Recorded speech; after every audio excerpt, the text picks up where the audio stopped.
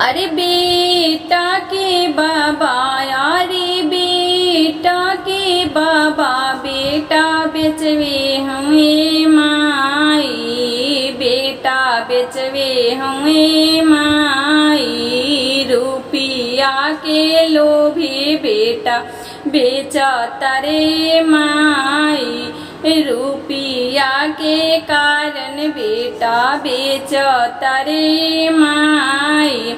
अरे बेटी के पापा, अरे बेटी के पापा, बेटी अरे बेटी के पापा नगर सेठ हुए माई। दौड़ी बिछा के रुपिया गिना तारे माई, तौली बिछा के रुपिया गिना तारे माई। अरे कोहबर बैठला बेटी हो से लिए माई, अरे कोहबर बैठला बेटी हो से तरिए माई। अरे हमारे बाबा, अरे हमारे बाबा नौकर बेसा हो तरे माई, अरे हमारे बाबा नौकर बेसा हो तरे माई।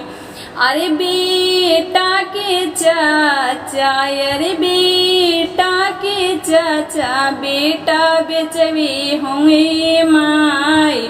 अरे रुपिया के कारण, अरे रुपिया के लोभी बेटा बेच तारे माई, रुपिया के लोभी बेटा बेच तारे माई। अरे बेटी के चाचा, अरे बेटी के चाचा, बैंक मैनेजर हुए माई, बैंक मैनेजर हुए माई। अरे दौड़ी बिछा के रुपिया गिना तारे माई, अरे तौली बिछा के रुपिया गिना तारे माई।